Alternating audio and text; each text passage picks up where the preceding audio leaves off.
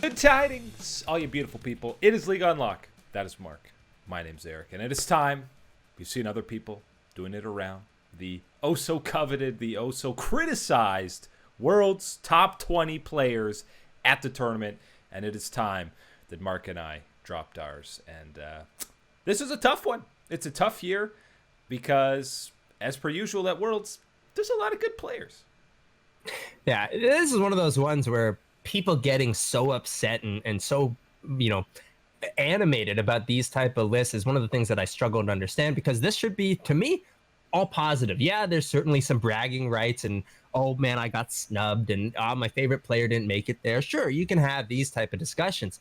But this, to me, at the end of the year, should be the celebration of not only the accomplishments that these players have had over the course of their careers, because we do talk about that, but also the current year, talking about their current performance, how they've played. This is the big recap, everything together to say, look, maybe you've only had time to focus on one or two regions, but look, it's Worlds. It's time to look at the entirety of what we got. And I'm telling you what, I promise you guys, there's some pretty sick plays happen in any region around the world, even in the for fun North America. Even in the for fun region. And speaking of that for fun region, before we actually dive into the top 20, let's shout out some guys who just missed the list, just missed the cut. A couple guys from each region. Some mid laners. We talked about GA and Bjergsen on the top 10 mid laners at the event. I think both of those guys, they're just a little bit short. Bjergsen alongside Core JJ are the only guys you could even speak of maybe putting on this list from NA. That's the list. Yeah. Previous years, you could make the argument to slot in Doublelift. But that's what I was talking about just a couple seconds ago. It's not just your career accomplishments. You got to put in how you've been playing the year. And it's the entirety of the year as you head into this World Tournament. Can't give them the marks for that one. And as you said, Bjergsen and Core JJ, the only North American players making it close. And that's one of those situations where, you look at a player like Bjergsen, and as you said, GA Bjergsen, kind of 6 and 7, doesn't matter where you want to flip-flop them. Well, you still got 5 mid laners ahead of them that you got to slot into this. And it's a top 20, guys. We can't have it all just be mid laners. That's not what this is about. So that's why you see some of these hard decisions, and I don't want anyone feeling too upset about it. But, yep, given the shout-outs, for fun region, you're so close cracking the top 20. You got some great players, but just close. 5 mid laners on our list. 6 junglers. You got 4 top laners, 3 AD carries, and 2 supports. That's right. Supports actually made it onto this list. Another couple quick honorable shoutouts that just missed it. I'd say Reckless from Fnatic had another great year, was incredibly consistent for them. And Clid on Gen G, who might be a bit of a surprise to not be on this list. I think both of those two that you named, obviously we were talking about, North American players before. These two really have steadily performed all year long. They have the career accomplishments as well that you would want to put them in this list. They just fall short because of how talented and how well people have been playing this year. That's the level of play. That's the level of player that we are talking about on our top 20 list today.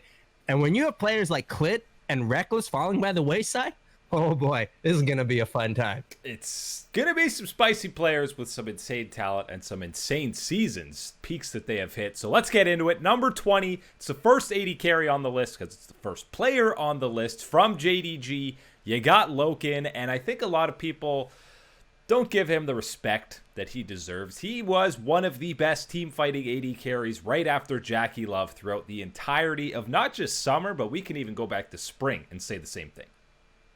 Yeah, this is certainly one of the tournaments that I feel like Loken is going to get his due. He's going to get that praise that he deserves for the success that JDG has had for pretty much the last year and a half, you could say, really looking at what's gone on.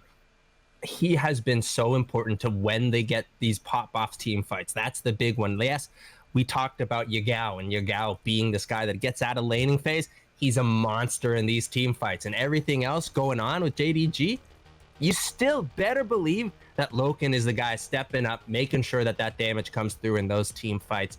That is what I've loved from him. His just that bloodthirst aggression that he's got in some of these team fights, it is picture perfect this year.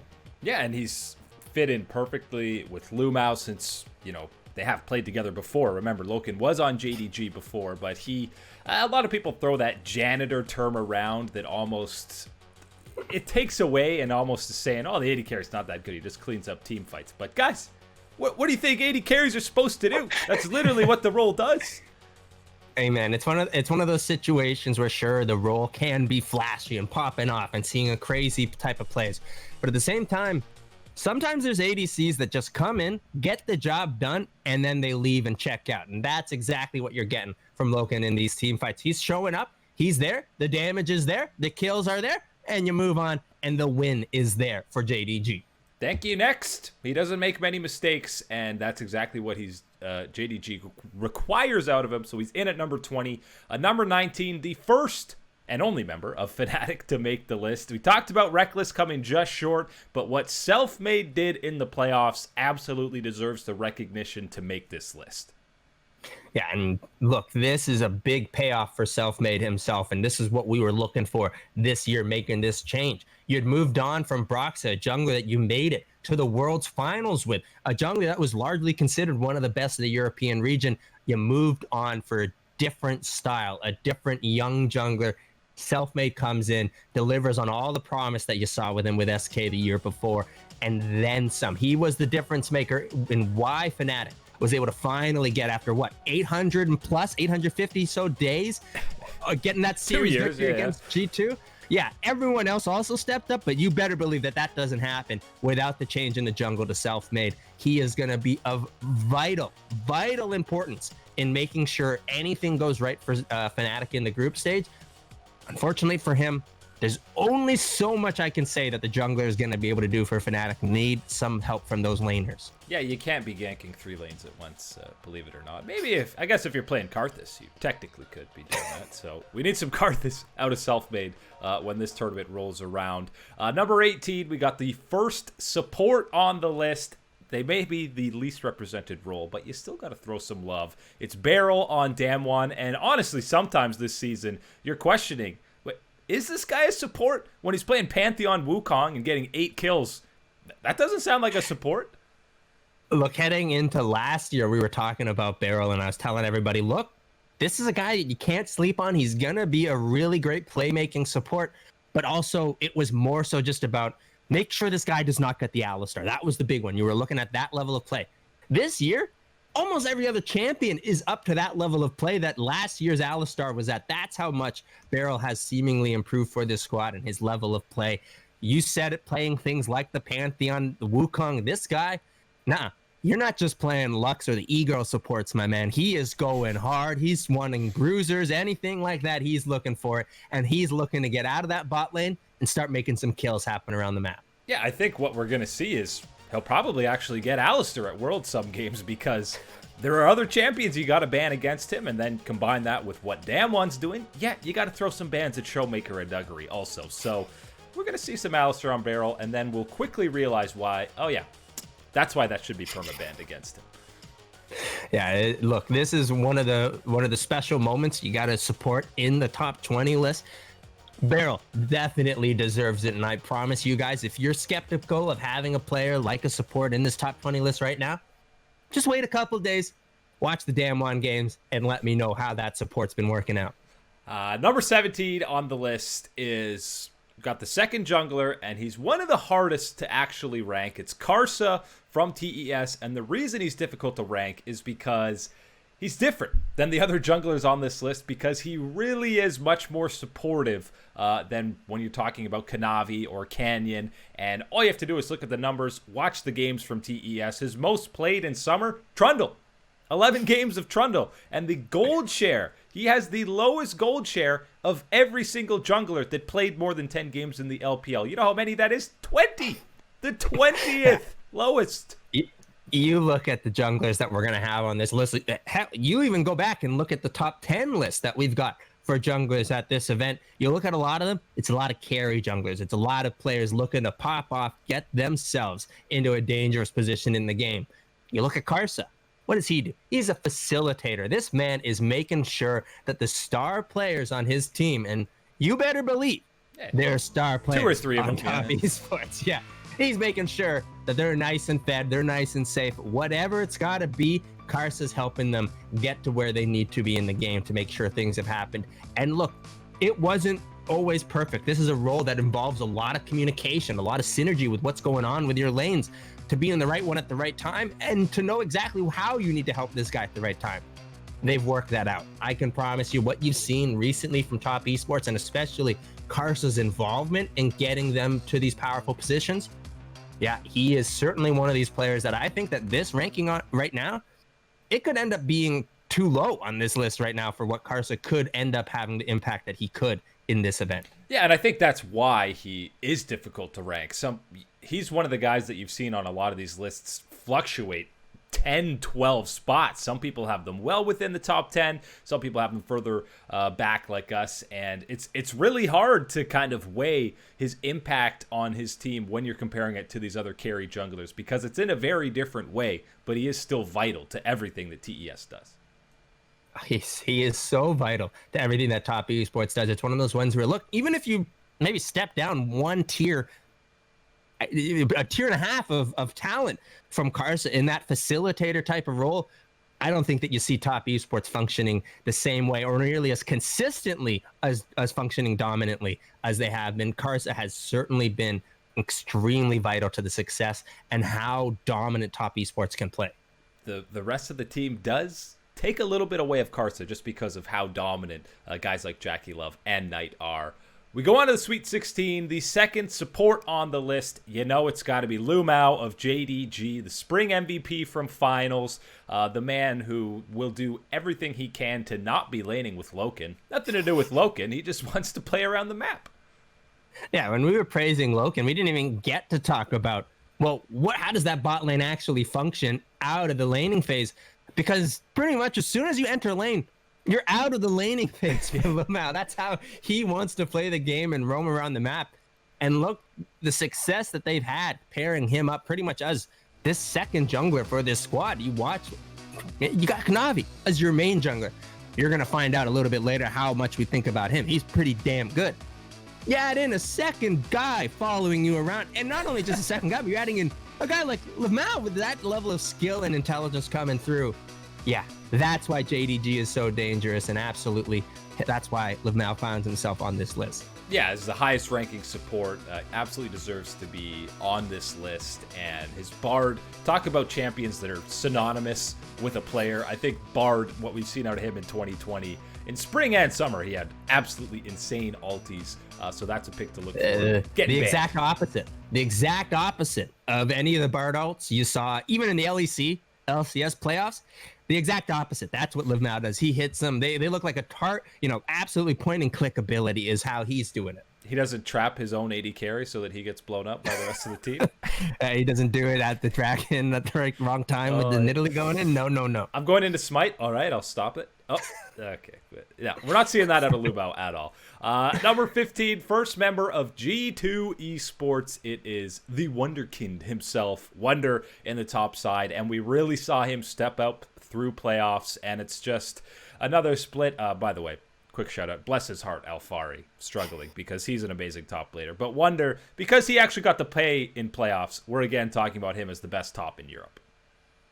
And he proved it in playoffs, absolutely. Every single game that you watched from this squad and how they played through Wunder, what he was able to do, really impressive stuff. This is why you're talking about him as one of these top laners. And look, it's been a long time since you've been able to talk about, let alone a European, but a Western top laner come through and really threaten this established top level of play that you see from the top laners in the LCK and LPL.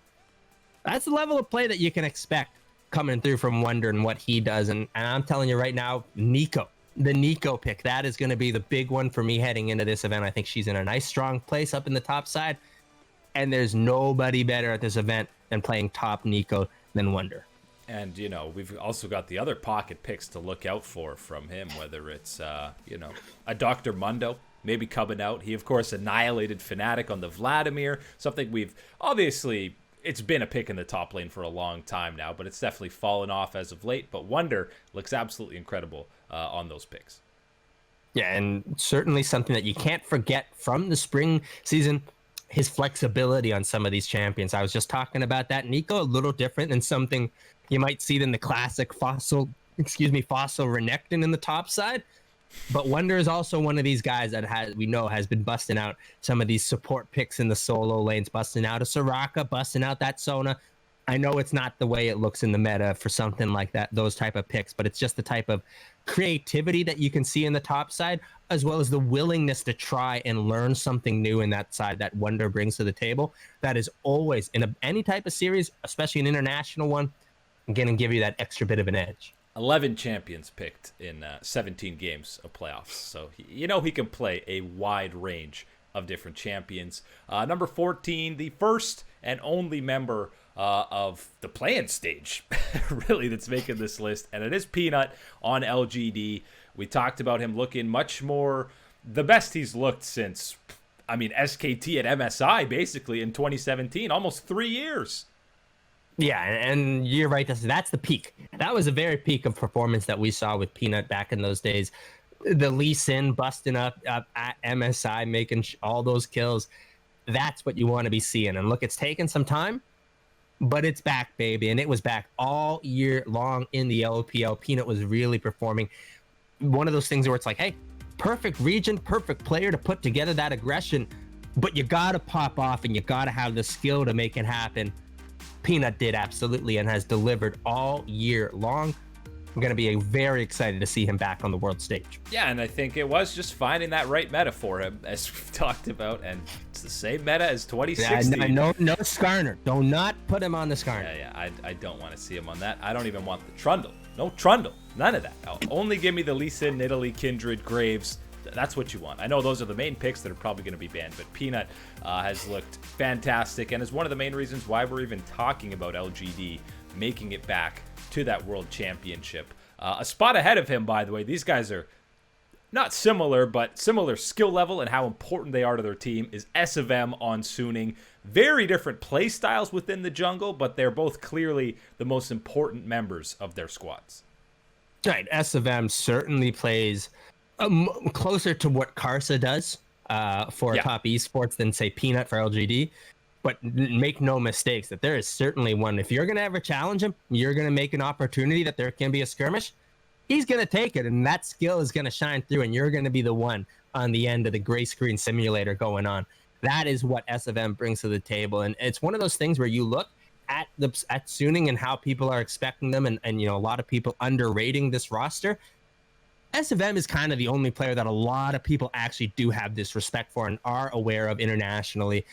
And yeah, that does play into his level of play and what you've seen, but I still think that they're underestimating it even just that little bit still, recognizing him as that threat, but not paying it into that he can be this threat on his own. As we said, yes, a little bit more of a facilitator than someone like Peanut, but that might be more about Peanut than it is about SofM and how he plays the game.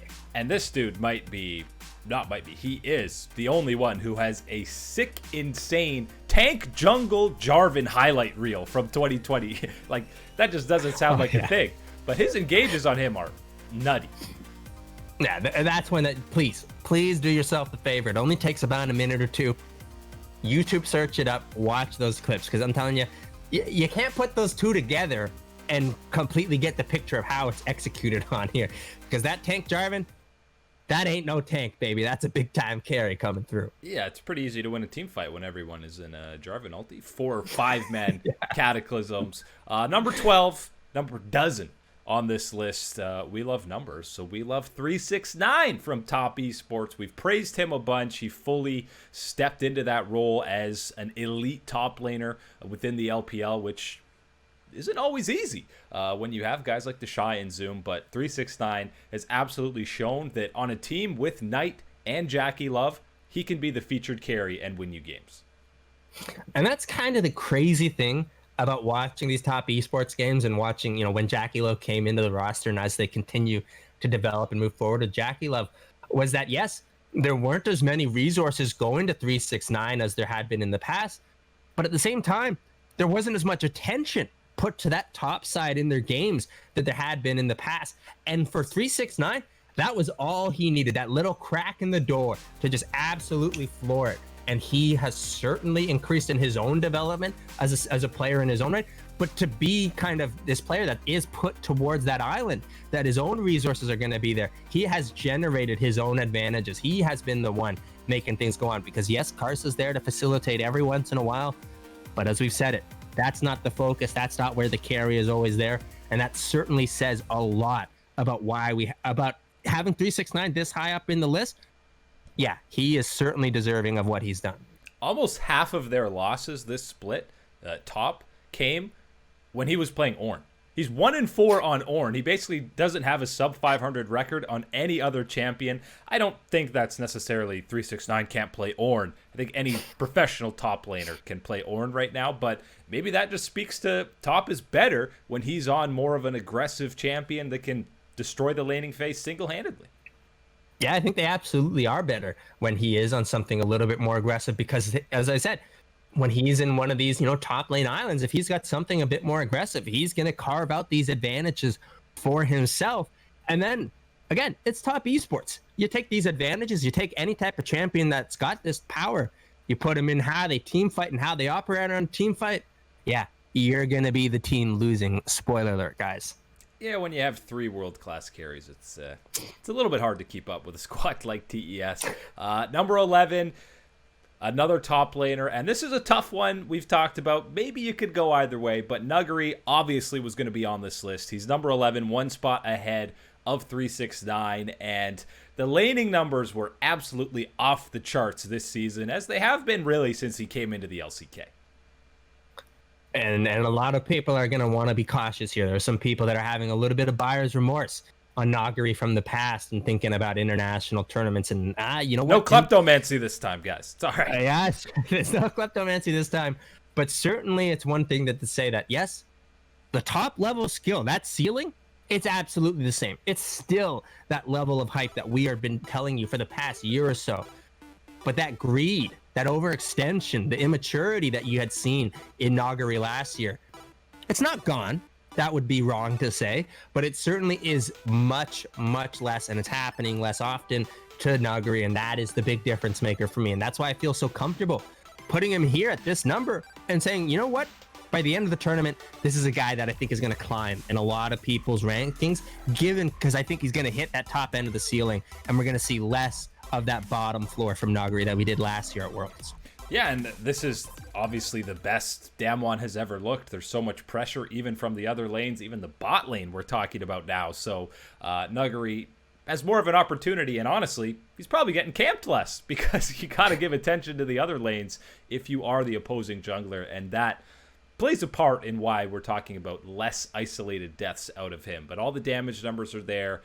The kill numbers, he's around for all these team fights, regardless of how far behind he is in the laning phase. If he does get camped, there's a reason the 0-2 Nuguri power spike is a thing. It's real.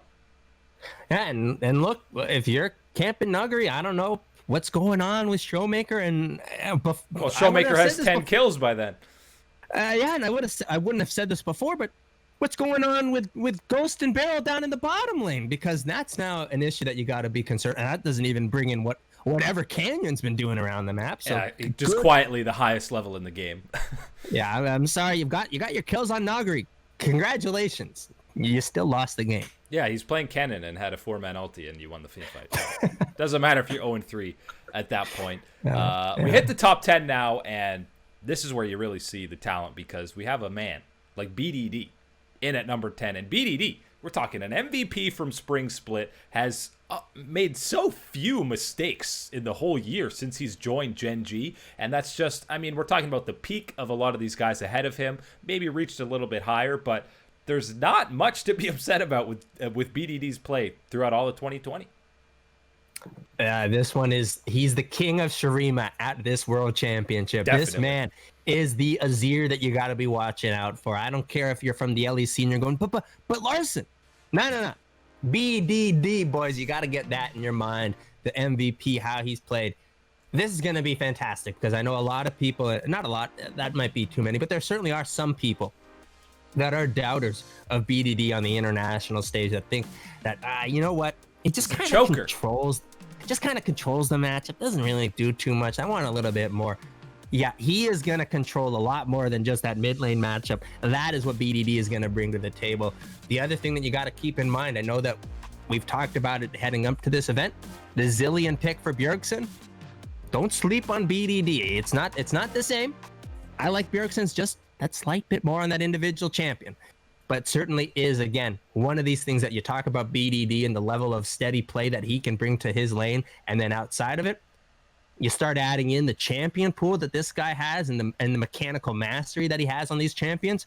That is what is that special combination that adds up to BDD. Yeah, I think people do kind of forget, if you just look at BDD's career, even this year, he has some, what looks like, yeah, you have mastered that champion on like 6 or 7 different champions that he's put these incredible plays on. So yeah, the champion pool is definitely something to look at for BDD, and he is incredibly important for everything that Gen G does. A spot ahead of him is a guy who you can't necessarily look at the stats to realize what he does for his team, and it's Zoom on JDG, because he's not the traditional top laner carry in the LPL where the jungler is just sitting up top lane getting him ahead so that he can snowball and split push. He can play carries, no question about that. The guy's Camille is deadly, but he's more of, okay, I got set back in laning phase. Maybe Kanavi didn't come the whole time, but I'm going to have the perfect teleport flank to win the team fight. It's insane how many times that teleport flank, that's what you're talking about. That's the biggest one to me. Because, look, it's something that gets blown over by a lot of people when we talked about the changes that have happened over the years. The changes to teleport, right? You can't cancel it anymore. You got to, once you're teleporting in, you're committed to going into this fight. And you're committed to going in where that teleport's taking you in. That has been the big thing. And yes, making these TPs around the maps, you got to have your teammates cooperating with you, placing down these wards too.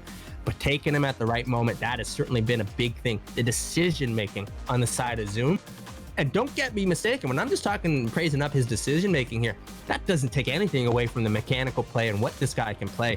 Do not, and I repeat, do not let this guy get gangplank. Do not let him on the gangplank. It is instant GG for your team, I promise you. You let Zoom on gangplank, he is going to get too powerful for you. And same thing can go with the Camille. Either of those champions are insane. And I said everyone can play Ornn. I don't think anyone can play Ornn as well as Zoom. We saw him annihilating 1v1 solo killing the Shy as Ornn. Yeah, and then hold on. Let alone how he pilots the Ornn. Now you're adding into a team that's got team fighting Yagao, that's got team fighting Loken down in that bot side. And you're just saying, look, here's some extra thousands of dollars worth of gold of value into your items. Yeah, they're going to dominate. Yeah, and that's why we'll see lots of Ornn at Worlds, regardless of how the meta has changed. But Zoom might be the scariest man to pilot that champion. Number 8 on the list, we get back into the AD carry swing of things, and it's a former world champion. We're talking about Ruler. The numbers across the board that him and Life put up in the laning phase, and then you even go to team fighting, a lot of the damage numbers were absolutely insane for Ruler this split, especially when you take into account a lot of these games he was playing Senna. And this has got to feel good for Ruler, because look, when we were back in the off season, there are some people that were questioning why Gen G wanted to go all in on building around Ruler. People thought, yeah, he could be a nice free agent to pick up type of situation, but I don't want to go all in on building a super team around this guy. You should. Yeah, you do. You do want to build a super team around this guy, and it absolutely has paid off, and his performance is back to those levels of 2017 World Championship, flashing in, getting that kill on Faker. That is the level of confidence and skill coming through from Ruler right now, and it might even be higher given what we saw in the gauntlet and how well he played there. That is the big difference for me. When you're talking about this year heading into this event, there's a lot of very good ADCs to talk about. And a lot of them, might not, don't find their way onto this list. There's a reason why you gotta be making sure you got this name on your list, because absolutely delivering in on the power. He's the perfect combo of he'll smash you in the laning phase, which again, not many teams are building bot lanes to win the laning phase, but then he's one of the best team fighting AD carries in the world. Obviously, we've seen all the kiting positioning that he's had this year. It's absolutely insane, the highlights from that. You got a group C with Double Lift, Reckless, possibly Kramer, And Ruler's going to sit on the throne on top of all of Way it as above the them. king of ADCs. Out of the frame ahead of all three of those guys with what he's done. But he's not quite ahead of the number 1 AD carry on this list. JackeyLove is in at number 7. And I think the thing that both of these guys have, which is why they're absolutely 1 and 2 coming into this event, is how aggressive they play, especially in team fighting. And even Loken, the guy on this list we talked about, he can be the janitor. He's there to clean up. Okay, there's nothing wrong with that. That's what AD carries are for. But JackeyLove and Ruler, they will change a team fight by flashing aggressively, arcade shifting into the back line to deal the damage. Even if they end up dying in the fight, they deal the damage that won them the team fight. Amen. So even sometimes Jackie loves that kid and he knocks over that milkshake cup and says, yeah, I'm going to clean that one up too. He's making messes for himself and he's sweeping them up as the janitor cleaning it through. That's the power that we're seeing. This was a different level for top esports to get JackeyLove into this roster. That's what, it unlocked for them, adding this level of skill in that position. And certainly, as you said it, in those team fights, it's a completely different scenario. JackeyLove, it was one of those ones where we saw that immediate influx of skill and talent come into the lineup when he joined them, but we still, you saw those little bit of mistakes or those little miscommunication things that should be ironed out with time. Time happened, and yeah, they did improve and iron those things out, certainly playing at a completely higher level. This is exciting because, man, you look at the names of all the famous ADCs around the world. You talked about Uzi and his amazing accomplishments, and sadly, we don't have Uzi at Worlds this year. Well, I can give you something, guys. We still got a Chinese ADC coming through, collecting on that championship. And just remember, now this is getting way too ahead of ourselves, of course, but JackeyLove now, if top esports, they're one of the favorites to win the entire event. Let's go forward and say they win. JackeyLove has 2 world championships with 2 different teams. He's not even 20 years old yet. He's 19.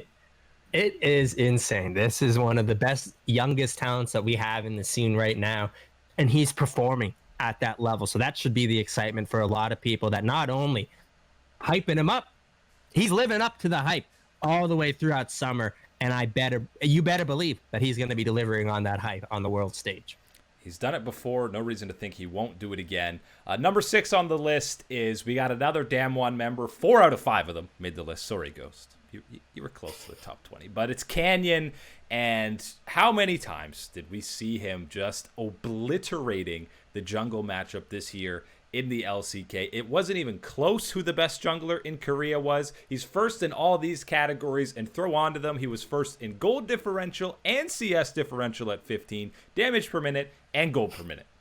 All first. And yes, a little bit easier to get to those numbers when you got a laner like Showmaker and you got Nuguri in that top side. Yeah, and as sure. we were saying, even the emergence of Ghost and Beryl being a really strong bot lane pair, yeah, you can look at that. But certainly, do not forget to give credit to Canyon on this, because this is also about what he has individually been able to do and how he's improved over the years. Because again, this is a player that we've talked about in this realm of talent, this level of junglers before. But he didn't have this clearly a cut amount of spread of stats, numbers, as you said, that dictate that he's been the best this year. And he carried it all the way throughout the year. And that's what you're going to be seeing at Worlds. This level of play, it is extremely exciting. And to think that he is in a group alongside Kanavi, man, it just doesn't get better. You feel bad for anyone else rocking in the jungle against them, because you got to ban Italy. Even more so than Beryl's Alistair, you have to ban Italy against Canyon. It feels bad because looking at that group, we had talked about Inspired heading into this Worlds as having a pretty steady year, and then feeling better about him in playoffs, playing more carry champions and popping off. I'm sorry, Inspired. I can't give you anything over guys like Kanavi and Canyon and what they've proven this year. You drew the 2 best junglers in the world in your group. It literally doesn't get worse for matchups. Go next. Go next, guys. Top 5 now, and this is the highest that I felt we could possibly put the 6-time LEC champion. 6 in a row, 3-time MVP, 2-time world finalist. It's Caps. Absolutely has to be the highest ranked Western European player coming into this event. And top 5 with how stacked this pool of talent is incredible. I think that's great for him. Look, LEC fans, I don't want you to take this as loser talk, as man, they're just talking to us, trying to pump us up because they know they're not going to give Caps that level of respect that we want to see him at. No. We think Caps is exactly the player that you're going to tell us about, that you're going to describe and talk about. This we listed off. Who? Nobody else has the accomplishments that Caps has able to accumulate in his career in the short amount of time in his career, and with the style that he's done to accumulate this level of praise and talent that people attribute to him. And he can't crack out the next 4 in our list above them. People aren't going to believe that the next 4 can be even better, because how the hell are you better than what Caps has done? I don't know what to tell you guys. These guys are, and that's the unfortunate reality of how good these players are. And it's really not an unfortunate reality if you're a fan of watching League of Legends, because I tell you what, you're going to watch Caps and you're going to get the same high level, elite level of performance from him. But I promise you guys, watch these other games, and you're going to see guys that are of that level of talent and sometimes even greater. And that's what we're talking about when you're this high up in our list. And I don't want that to take away from Caps. I know I've been spending a lot of this, justifying the people above him. But that's kind of how crazy it is to have a player of Caps' talent and to have to make arguments that there are people even higher up on a list than that, because that's just how talented Caps is, that you can almost not even believe that there are players better than him. Just look at what form G2 was in when you compare it to last year. They still won both splits, but especially in summer, Caps was doing much heavier lifting than he did in 2019 with G2. Remember, coming into Worlds last year, we had all 5 members of G2 in the top 20. This year, it's only Caps and Wunder. And you had games at certain points where the ball is just in Caps' court. It just depended on whatever Caps wanted to do, wherever Caps wanted to be.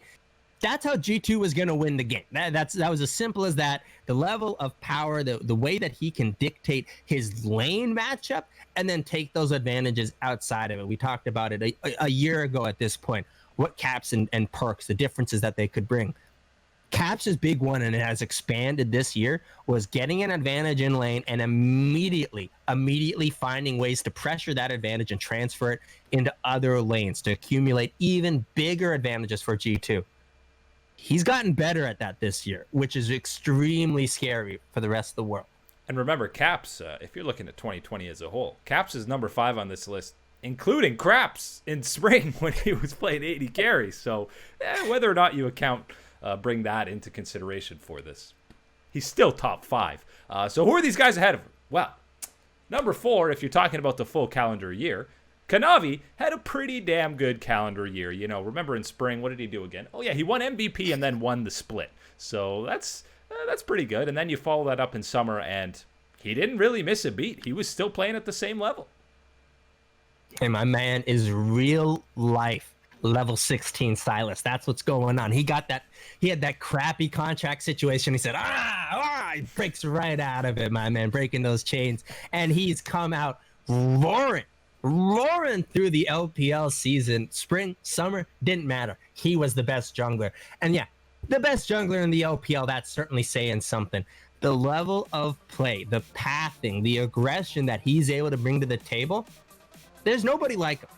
And this is one of those things where, look, we're only, 1-2 players removed from talking about Canyon and how amazing he is. Guys, there's nobody like Kanavi and what he was able to do this year. I'm jealous that people are going to get to watch him for the first, 1 or 2 times that they get to see him. Because look, unfortunately, you haven't been paying attention all year long, and you really have missed out on some fantastic things. But you're going to have your mind blown at Worlds when you see this guy come through and what he's able to do in the jungle. And I'm just happy for you, because that is going to be a hell of a time. Yeah, Kanavi versus Canyon is probably right there with Chovy and Knight. That's the 2 best matchups at Worlds. Individual player matchups. Those are the 2 best to watch. Any group, any team matchup, because they're arguably the 2 best in their position. So seeing them go ahead. And we're guaranteed it twice. Guaranteed. Oof. Maybe they meet again in finals. Who knows? Who knows what we're seeing?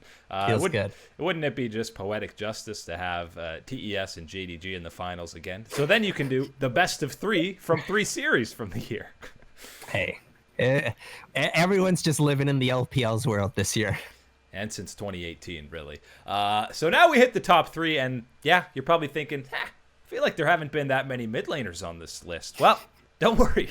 We got a few left to get through. And yeah, we're basically just wrapping up the mid lane rankings to close out this top 20. Number 3 is the MVP from summer. It's Showmaker. Some people want him much higher. Some people want him ahead of Chovy, but we got Showmaker in at number 3. And much like Caps, I mean, I think in years past, you could probably have Showmaker at number 1. But the problem is there's 2 other mid laners playing at this absolutely insane level as well.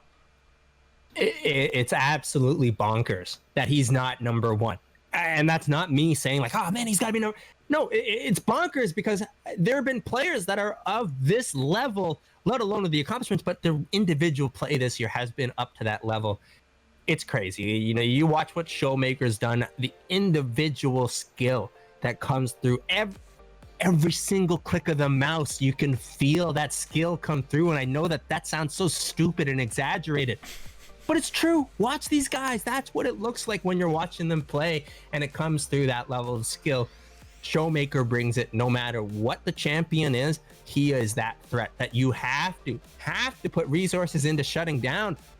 Because I tell you what, even if you're putting those resources into shutting them down 20, 25 minutes into the game, he's going to find a way to make an outplay that's going to turn it around and get you down. And that's if you've been able to get that advantage on him in the early point.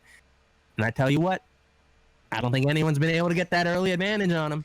So you want to talk about, playing near perfectly or just not making mistakes. You saw his KDA, 16 for an entire season in the LCK. That means his average death was less than 1 a game. 0.7 deaths per game. The guy doesn't even die every game on average. And the other insane stat that he has, first blood victim. So how many times did Showmaker get first blooded in the summer season? 0. Not a single time. Yeah. That's insane. Yeah, so that example I was just giving you where he was behind at 25 minutes, it doesn't happen. He doesn't die. It doesn't happen. You don't get him behind. So even if you can possibly get to that perfect scenario, as I said, this dude's gonna make an outplay to turn it around and make it incredibly difficult on you. That's the level of play that you're getting from Showmaker. It's almost impossible to talk about even better, and we've still got 2 guys to talk about. Right, so, okay, you hyped up Show. How could anyone possibly be ahead of him after you just listed all of that? Well, Chovy in at number 2. Chovy, DRX is pretty much a consensus, top 5, top 16 at the entire event. How many DRX players were on this list? No, Chovy's the first one. Is anyone putting any DRX members other than Chovy on this top 20? Maybe you're putting Deft out of respect to... It's historical. It's not his current form if people are putting him on. Chovy is a one-man army on DRX. A one-man army making them a world's contender.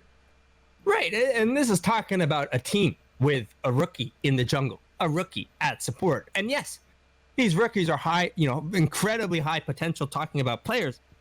But, still, Chovy's still got to get them there. And everything that he's done. And yes, choky, people wanting to bring that up. My man, you can shut up with that choky stuff because it's been a whole damn year that there has been 0.1. There's maybe 1 choky appearance in spring or something like that. None in summer. 0 in summer. No, not allowed. None in summer. There was no choky. It's all been carry Chovy time, my man. And when you watch these series and you watch how they played, go back and look at any of these series, and to me, really, and it's the toughest indication. Go back and watch them get 3-0 in the finals, and just try to focus on what Chovy's doing and Chovy's lane individually. What's he supposed to do? Yeah, what else can you do in any of these situations as an individual player? Let alone to realize that he's going up against Showmaker. He's getting attention in his lane from Canyon coming over into it. And he is still finding ways to win, get his own little advantages, hold even, have impact in these team fights. That is something in itself. look, I know he falls into the category of players that people have been burned on in the past, of being hyped up and, you know, this level of power and then not exactly delivering.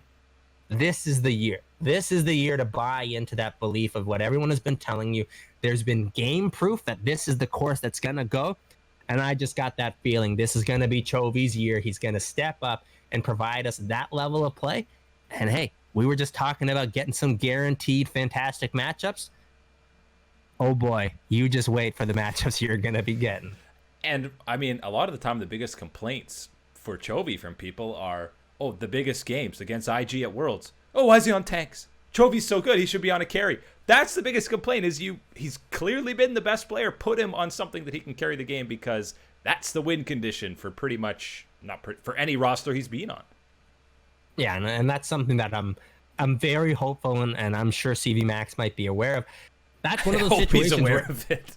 Yeah, well, he's a hell of a lot smarter than me, so he certainly should be. But when you look at what the meta is shaping up to be, and some of these things happening to champions, there's a big pool of champions, whether they're mages, carries, assassins, whatever you want. Mid lane, there certainly is quite a depth of champions that Chovy can pick from here. So that is certainly, I think, the really important and X factor is going to be seeing him unleashed on what champions.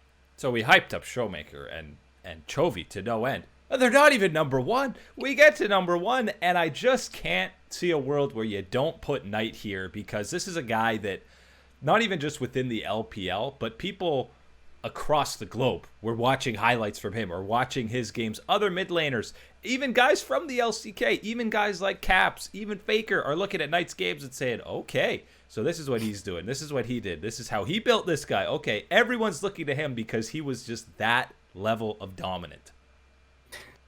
And it's been 2-3 years that people have recognized that skill, that dominance, that potential, and said, we need to see this guy internationally.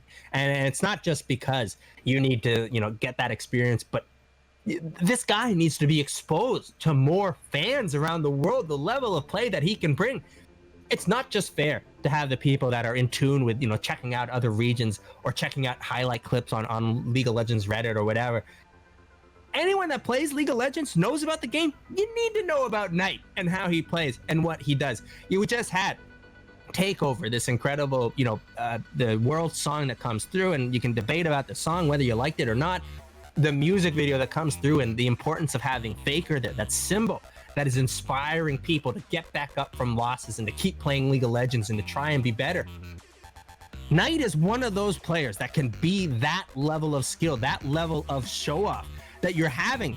You're having Faker do this for the average player.